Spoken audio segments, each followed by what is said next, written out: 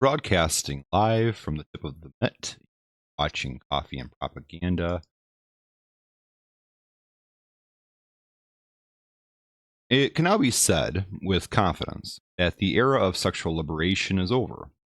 It started with Kinsey in the 1950s and ends in 2018 with the meetoo movement. Authoritarian gynocentrics have successfully convinced Americans that the male sexual mind is an evil cultural advent which can be socially engineered out of existence by criminal prosecutions and re-education. From this point forward, expressing a physical interest in a human female adult will get you fired and ruin your career, even if this quote-unquote misconduct occurred in a situation that had nothing to do with the job. Yes, ladies and gentlemen, they have successfully legalized propositioning women for casual sex. And they've actually had the gall to call this puritanical, prudish attempt to legally enforce Victorian age chivalry progressive. The latest victim of the Me Too movement is astrophysicist and religious critic Lawrence Krauss. Krauss has not been accused of a crime or even sued for sexual harassment. He has instead been named through media of conveniently subjective charge of misconduct.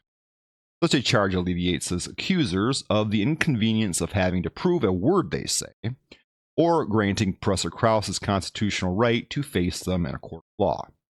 No, instead they have broadcasted claims on the internet, which Krauss's employers and associates have believed without question, then fired or ostracized him without a moment's hesitation.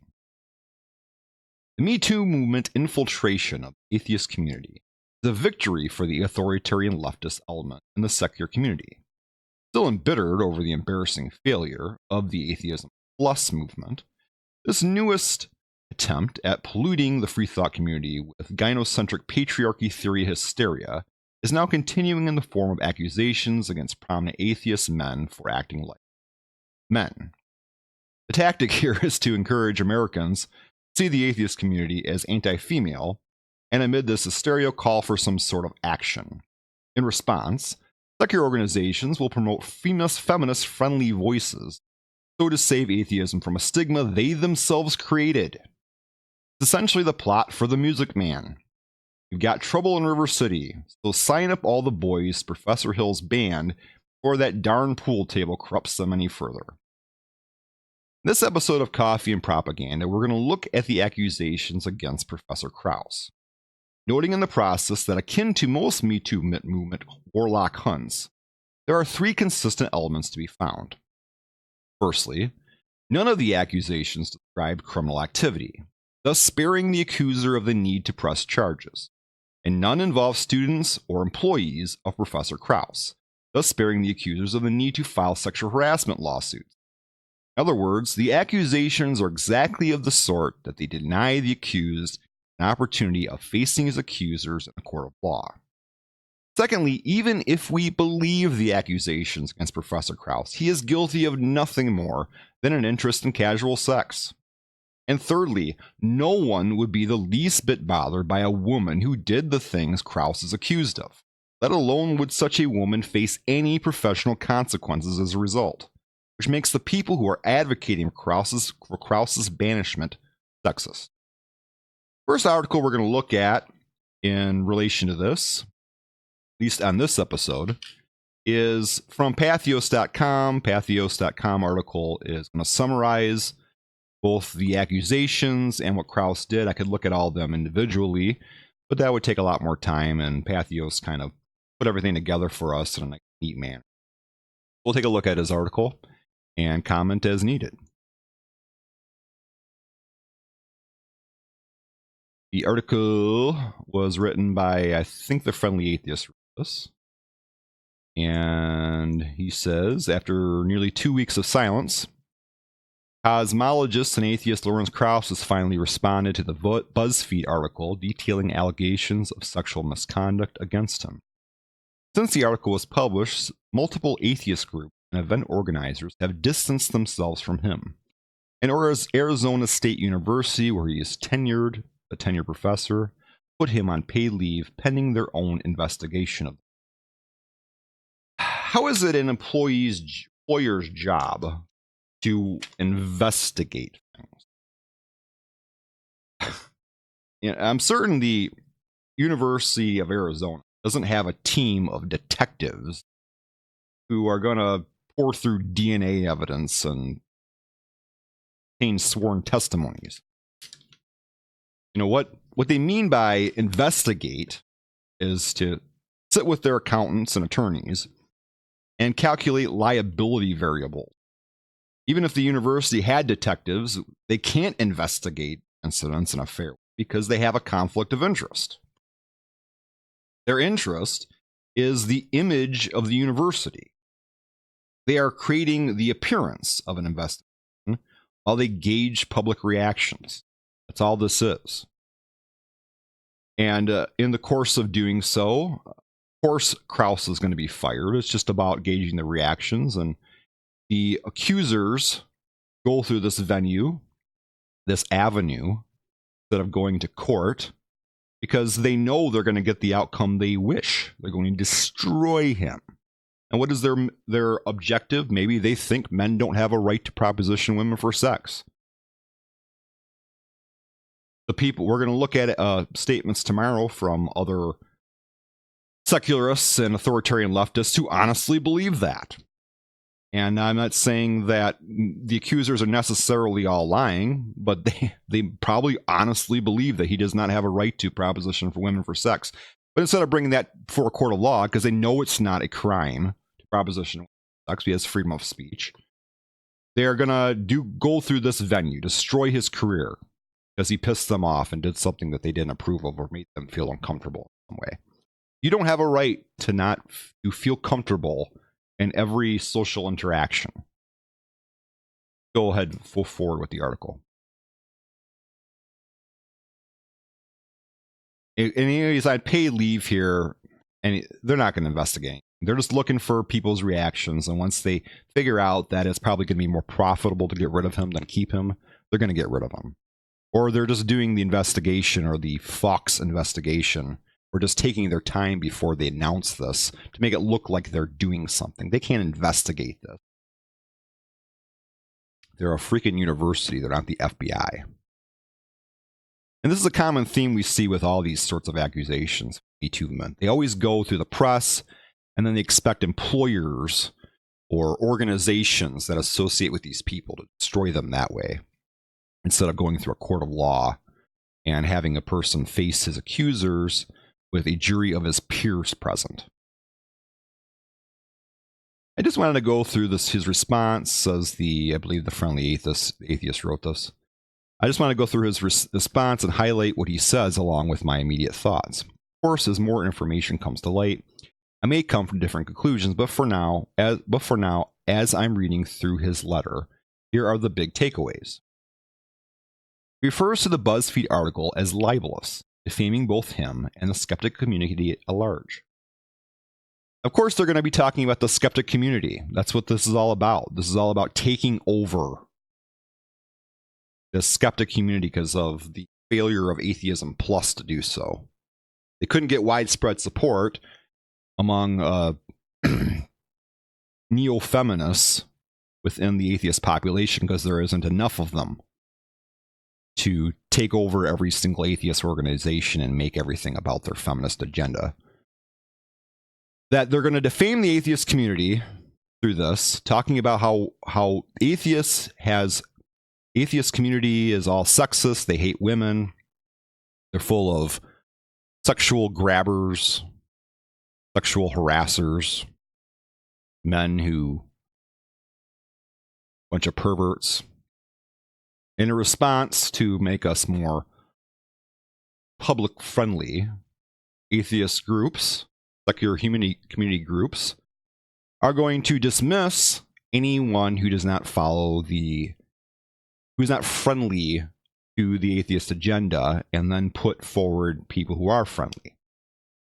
If this were, they probably are planning to do this to Richard Dawkins if they find enough things he's done, but Richard Dawkins probably isn't interested in casual sex or doesn't surround himself with an outlaw group.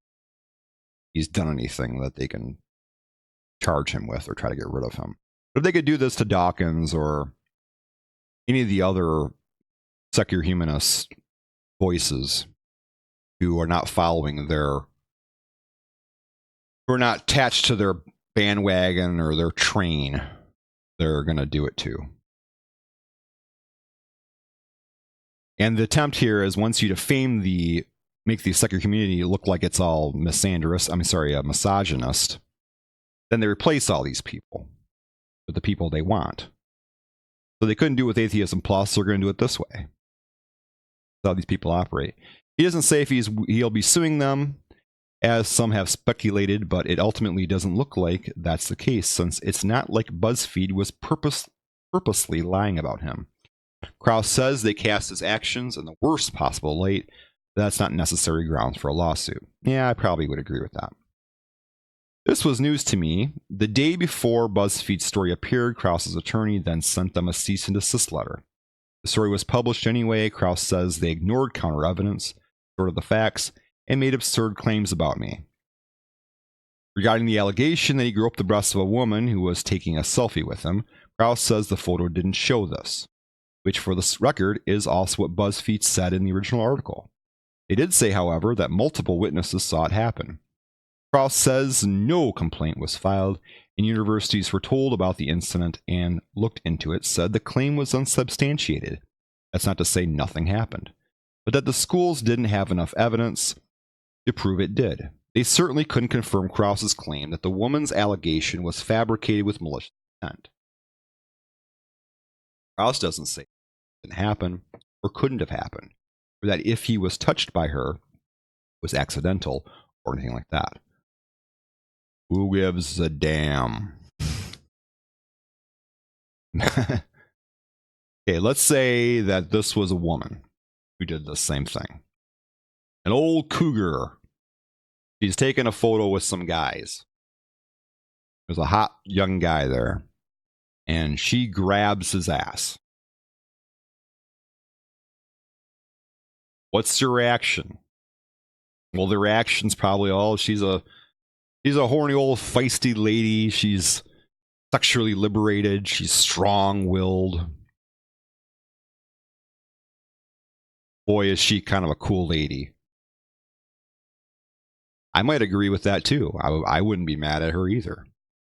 But the reaction is sexist. You would not react this way if a woman did the same thing. You might think she's a little gross if she's as old as Krauss and does that. Oh, kind of nasty. Grab this guy's ass, but doesn't make him a sexual harasser. The girl was not his employee. He wasn't a student. He didn't tell him not to do it or anything like that. He was just playing around. It's just, I mean, I don't know. He didn't do anything wrong. And we're going to keep going through these accusations, and they all carry a common theme. The man did nothing wrong, even if we agree with the accusations. Regardless of the accusations that he's been quietly restricted from Perimeter Institute for Theoretical Physics in Waterloo, Ontario, since 2012, due to a sexual harassment complaint against him, something the school confirmed with BuzzFeed. Krauss says he provided BuzzFeed an email from 2011 from the Institute's director saying, "I do hope you'll be able to visit again soon." Yes, those dates are accurate. I'm not sure why the 2011 email is relevant here. He adds, however, that his supposed banishment from the campus is also, as I have been told, false. Krauss then offered his own version of what happened. He was told that in 2019 there was a complaint against him regarding inappropriate communications with no further details. Krauss said, "For all I knew then and now, I may have offended someone's religious sensibilities." While one invitation to the school was rescinded because of that complaint, he's received other offers to attend scientific meetings there. So was he banned? Krauss says he's requested that Perimeter clarify the situation. So that is a foul there on BuzzFeed. They reported him having some kind of letter about interaction there. They didn't know the details. Details probably had nothing to do with anything sexual. And then they reported that, and Krauss asked them to stop doing it, look into the facts a little more, and they didn't even seem to care about the facts. Which, granted, is BuzzFeed journalists do they have the same sort of standards as a newspaper, New York Times or something like that. Maybe they should if they have the potential to ruin careers like this. Anyway, we'll continue. There were actually allegations that Krauss and his companion, now his wife, propositioned a guest during a 2011 cruise sponsored by the Center for Inquiry. That the guest complained about it to CFI, that a CFI employee expressed reservations to the organization's leader about inviting him on future cruise because of that. And that Krauss was invited on the future cruise anyway. Krauss denies that the propositioned anyone, and notes that the guests in question didn't press the issue when she had a chance later. He then cast doubt on BuzzFeed's motive. This is Krauss's statement, I believe, here. BuzzFeed also would have known that the CFI staff member who was most likely to have received the initial report had an intimate relationship with a source mentioned elsewhere in their story, who is highly critical of CFI, me, and the skeptical community. Reporters failed to reveal that obvious motivation for slander or other defamation. I don't know. His wife and him have a right to proposition women for sex. Or his wife or his colleague at the time. He has a right to fucking do that. He has a right to walk up to anyone he wants, him and his wife, and say, hey, you want to go to our motel room and have a shag? You'll go in your ass and I'll lick your clit. If they don't like it, they can say, hey, I don't want to do that. Don't bring it up again. And they won't bring it up again. Then if they do bring it up again, then that's harassment. This is... what are we supposed to take? What is the rule we're supposed to be following here that we're trying to enforce? Nobody ever can ask anyone to have casual sex. I mean, we're turning into puritanical New England or Victorian age again, where we can't talk openly and about sex anymore. These guys can't do it. If this was a woman walking up to a guy and asking him if they wanted to go to the motel room and have sex, he'd be fine with it. Nobody would complain about it. Maybe she's a bit of a slut, but if slut's certainly worse than being a sexual deviant or pervert or whatever they're accusing Krauss of being here, trying to destroy his reputation, there shouldn't have any problems legally. Her career wouldn't be ruined by it. They'd just be like, okay, well, she's kind of a feisty cougar. An old feisty cougar. That's why this is sexist. You would not be treating a woman who did this behavior the same way you're treating Krauss. He just asked for casual sex. He has a right to ask for casual sex. He has a right to like casual sex. Not my thing. But it's obviously his thing. So fucking what? He was on a cruise having a good time.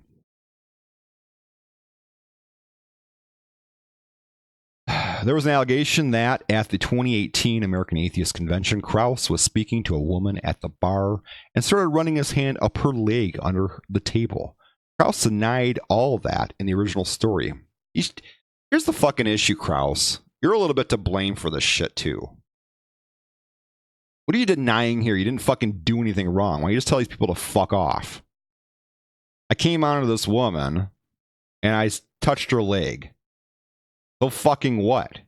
She didn't like it. Then she could have told me to fucking stop and I would have stopped. I fucking like women. I'm not ashamed of that. Just say that shit.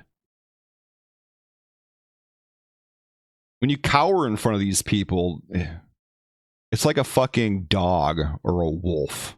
When you start backing away and act scared, they take that as a weakness and just pounce on you. Just tell them to fuck off. I am a product of 50, 100,000 years of evolution of men propositioning women for sex. And I like to have sex. I like to have casual sex. And I will touch women's legs while trying to seduce them. And that's fine. And if you don't like it, fuck off. Just say that shit. These snowflakes, you know, you give into them like this, and they just get worse and worse and worse. They get more restrictive and more restrictive, to the point where they're just not going to let you do anything. Don't tell me that it was always been like this. It hasn't always been like this. Ted Danson in Cheers asked women to have sex with him every freaking day. It was the most popular show on TV. People thought it was funny. Nobody gave a shit. Then we thought that he was doing anything criminal or engaging in misconduct. This is new. This is a new definition of the way we think men should act, or we're going to hold them to acting, or we're going to prosecute them, or go after them for things. We've changed things. This is new.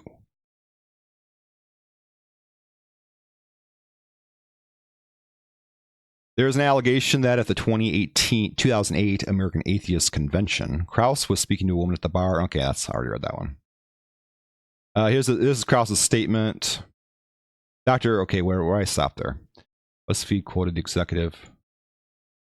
Krauss denied all the original story. Right, that's right. I commented there that he shouldn't have done that. He should have just fucking said, yeah, I came on to a woman and I was trying to seduce her, which I have every fucking right to do. I have every right to try to seduce a woman. Fuck off. BuzzFeed quoted the executive director of the Richard Dawkins Foundation for Reason and Science, Dr. Robin Cornwell, who was also at the bar and backed up Krauss's denial, but Krauss says they didn't publish the very detailed denial that Cornwell sent them. Dr. Cornwell offered a detailed account of who was there, where they sat, and how the conversation proceeded, including the overt nature of the woman's flirtation and my obvious discomfort. Rather than presenting a single detail of Dr. Cornwell's thorough eyewitness testimony that was completely counter to the claim they wanted to report, BuzzFeed merely stated that Dr. Cornwell was a friend who backed my account. Well, okay, maybe he didn't do it. All right, maybe Krauss didn't fucking do it. There's testimony there and witnesses that said that they weren't sitting together or that the woman was flirting with him. So I guess he shouldn't tell them to fuck off there. He should make sure that they get their facts straight. But he should say, hey, well, even if I did do it, fuck off. I have a right to try to seduce women. They don't like it, they can tell me to stop, and then I'll stop. You can't make sexual seduction a fucking crime. You can't fire people for it. He's a guy. He has a right to be a fucking guy and have a male libido. There was an allegation that at Case Western Reserve University, where Krauss's career took off, he had also quietly restricted him from coming on campus. BuzzFeed said one undergraduate in 2007 approached him about the difficulty of being one of his only female physics majors. Krauss, they said, joked with her about how guys must be asking her out all the time and asked her out to dinner himself. She complained to the school about it, and one official told her Krauss's actions would constitute sexual harassment. Krauss says in his response that the matter was informally resolved between everybody. He doesn't deny anything that happened here, but says his innocuous comments were taken by the student in a way he never anticipated and didn't mean, adding BuzzFeed misrepresented the context, the nature of the complaint, and its resolution. He also said he's been back at the school many times over the following years, though it's unclear if those visits were before or after any supposed restriction was put in place. Okay, in this instance, I would say, yes, you might be able to interpret what he said as sexual harassment. It's kind of the comment about, okay, well, I don't know, about asking more people. It doesn't seem like there's a connection there between the two things. She said that it was difficulty being one of the only female physics majors, and then, which would be a totally unrelated, weirdly out of the blue statement, he joked with her about guys must be asking her out all the time. I mean, Maybe you should hire, I don't know, maybe there's not that many women who are interested in physics. Maybe that's not that many physics majors. But I don't think that is Krauss's fault that there's not very many female physics majors. He didn't create the fact that women are perhaps not as interested in physics. So I don't know why that's part of this conversation here, but he asked her to dinner. He was an undergraduate, so she was a student of his, and this is close to sexual harassment. It's close. He asked her out to dinner. The reason that would be close to sexual harassment is because she might feel compelled to say yes, simply because it might affect a poor relationship with her teacher. And so she would feel more compelled to give in to the advances than a normal woman would. So he'd be taking advantage of his position as a teacher in his seduction. And that's not a position that a student should be in.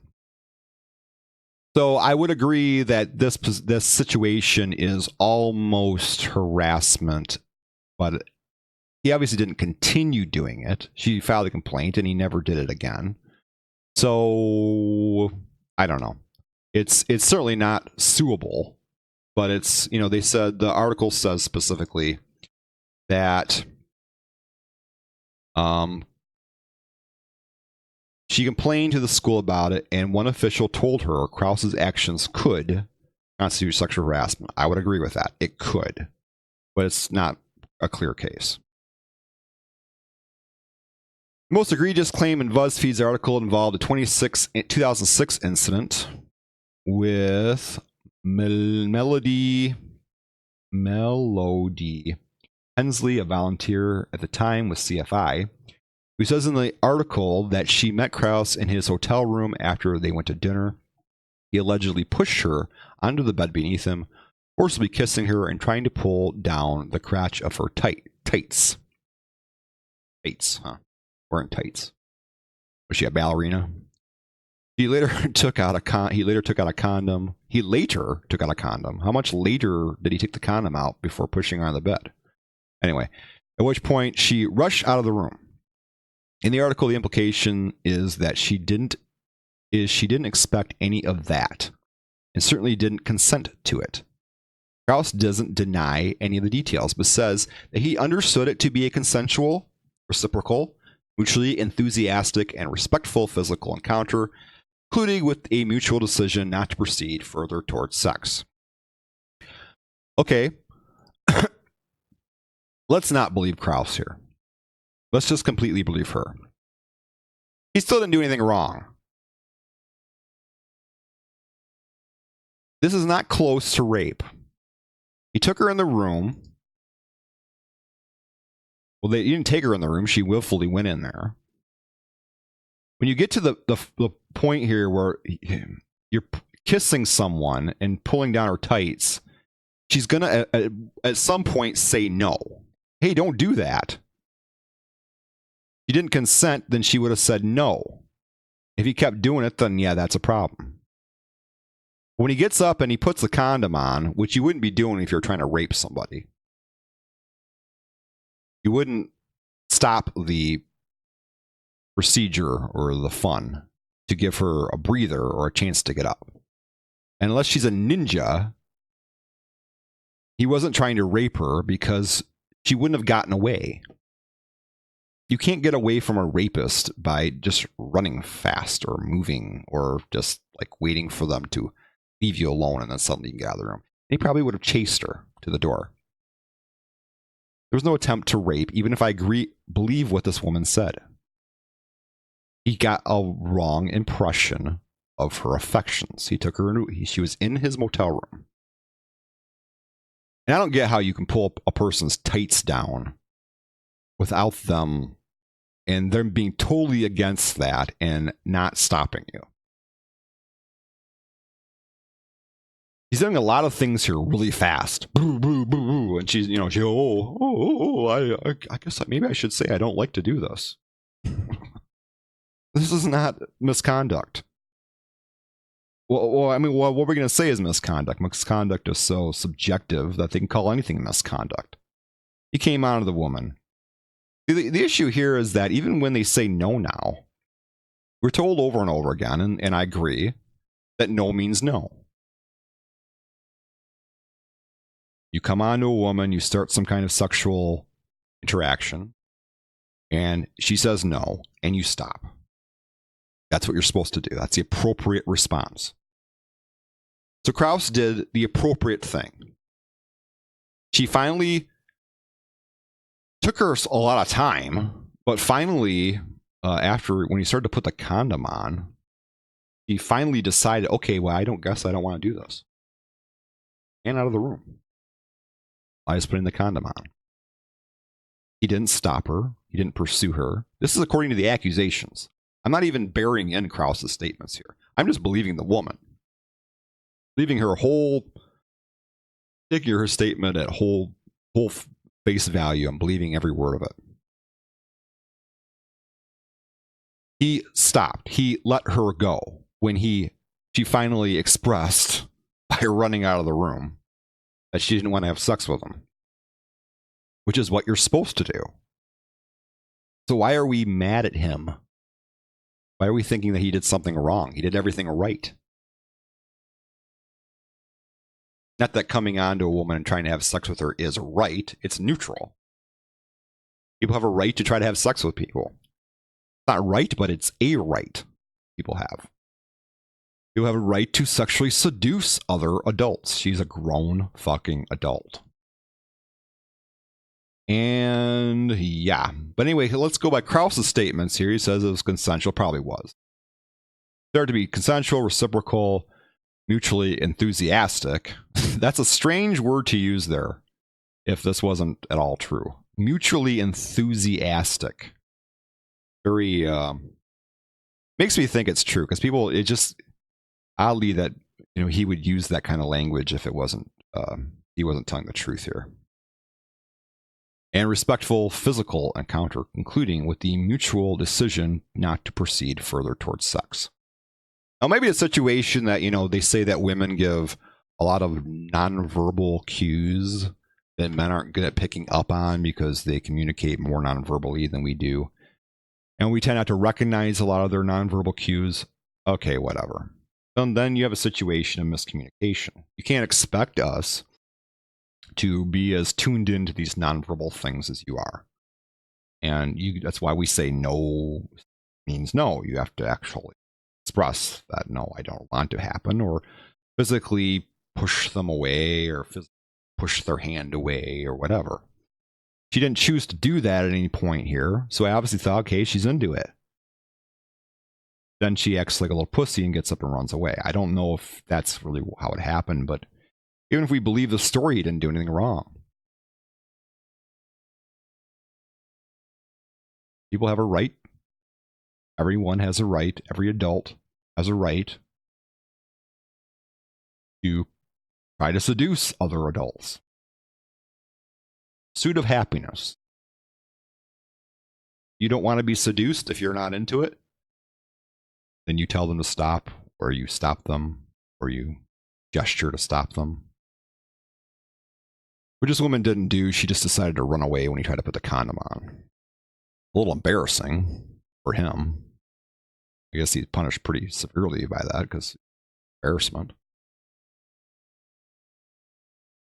He didn't do anything wrong. Yeah, I fucking said it. He didn't do anything wrong. Press also notes that BuzzFeed said its reporting was based in part on interviews with more than 50 people. However, he says a number of the people the reporter spoke to rejected the details or gist of the story. They even BBC'd Krauss on their emails to BuzzFeed saying things like, "That is not what happened," or "This is not how Lawrence behaves." In Krauss's mind, the entire article is based on largely anonymous hearsay claims against me that were countered by at least an equal number of presentations of counter evidence by numerous individuals and two reputable academic institutions. He also believes that the article involved systematic distortion of facts to present them in the worst possible light. What about the allegation that Krauss told a female ASU employee that he would buy her birth control so she didn't get pregnant and inconvenience him? He rejects that categorically, saying he fully supports maternity leave. He doesn't deny saying those words, which could mean he said them jokingly. Whatever. He's still didn't do anything wrong there. Krauss eventually offers something of an apology. Krauss's words here: I am also brash and outspoken, sometimes obnoxious in public and private. It is clear that there have been times when my statements designed to provoke discussion have made people feel intimidated, uncomfortable, or unwelcome to openly voice their concerns. I apologize to anyone I made feel this way, and I hope that those who interact with me in the future will feel free to speak out. Let me know immediately if my remarks seem so. My chief priority in my own communications is and will be to create and maintain a safe atmosphere for open dialogue on any matter, and to provoke that dialogue. I understand that there are many legitimate reasons why people may feel unable to speak out in uncomfortable situations due to social, professional, or power dynamics. It is very important to me that people are able to speak openly with me, whether or not my remarks seem inappropriate in any way. What he's saying is he's basically defining his own behavior in a reasonable way, and no one's going to listen. And the neo-feminist or the gynocentric community is not listening to this. They don't care if it's people are communicating to him, or if it's just a communication issue. They don't give a shit. They don't think he has a right in any way, shape, or form to proposition anyone for casual sex. You want to have casual sex with anyone, according to them, according to what they believe, a woman has to bring it up. You do not have a right to bring up casual sex to a woman. That's the standard they're trying to develop here. It's sexist, it's bigoted, it's puritanical, and it means essentially the end of sexual liberation. Terrible. It's terrible what they're doing. Terrible. Again, I've only just gone through this letter. This, again, is the author of the article speaking. Again, I've only just gone through this letter, and I'm still working through my own thoughts. I have no desire to play judge and jury and to claim one side is guilty of all wrongdoing. No matter what you interpret, whether you believe the accusers or you believe Krauss, he still isn't guilty of wrongdoing. The one incident, as I said, with the student was close to sexual harassment, or it could have been interpreted as sexual harassment. The other incidents are just Krauss trying to get laid. He didn't do fucking shit wrong, or being with women who have trouble telling people no because they don't want to hurt their feelings or something like that. I don't know what the fuck. I can see in Krauss's letter why he's frustrated and how he rationalizes things he's done in the past. I also am disturbed by how many women who have interacted with Krauss have come away feeling marginalized or hurt, if not worse. It's possible that Krauss has been acting inappropriate for years without realizing just how awful it was. You can bet he knows it now, and that treating him as a danger to women, exaggerates the reality of the situation. That doesn't excuse his behavior, though. I'm curious to see how many various organizations, universities, publishers, and fans treat him after today.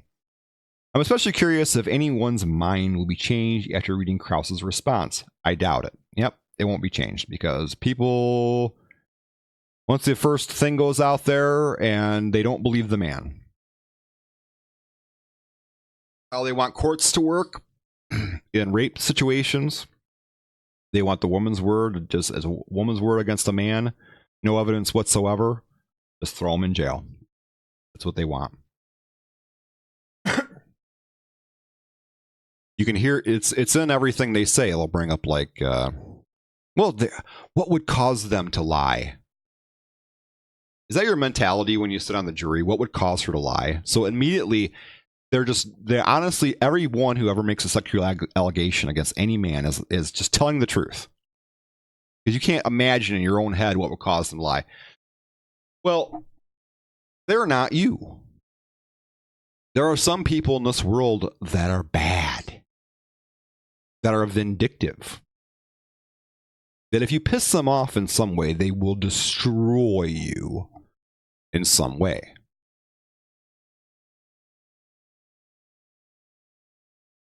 The women who came forward against Krauss obviously didn't like him and wanted to destroy him. Maybe not the student.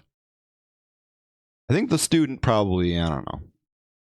Student sounds like he really did say something a little inappropriate, but he's a funny guy, likes to play around with people. I used to work for a drug rehab, and they were getting ready to build a women's facility. The facility where I worked had only men in it. I straight up said I will never work there, at the women's facility, because I like to kid around with the guys, and it's just kind of my personality. If I did that in a women's facility, I think I have no fucking sense of humor about jack shit. I get fucking complaints filed every freaking day.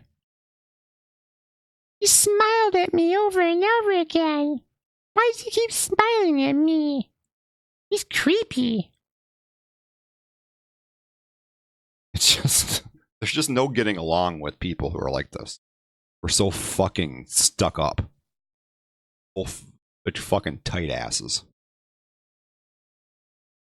And we in the sucker community need to be, at least in our neck of the woods, in our venue,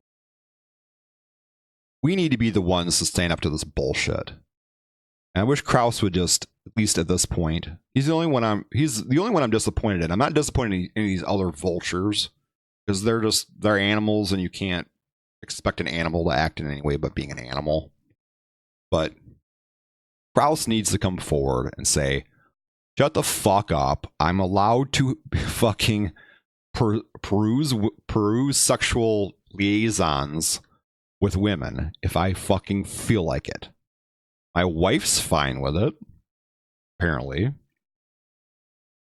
It's just how we roll. If you don't fucking like it, then suck it. Well, you don't have to suck it, but if you'd like to suck it, you can suck it. Anyway, that's all for now. We're going to continue this in our next episode, where we're going to be looking at Facebook statements from a lot of authoritarian leftists about the situation, and those statements are even more ridiculous than the accusations themselves. And then in a third episode following that, we will be looking at statements and reactions to my statements about this matter, about the Lawrence Krauss situation, and about the parameters of what constitutes misconduct. And until then, thanks for watching Coffee and Propaganda. It has been a pleasure. Over and out. Oh yeah, subscribe to my channel. If you want to see more of this, whatever this is. I have to say this every time. Forgot to say that. Anyway, over and out.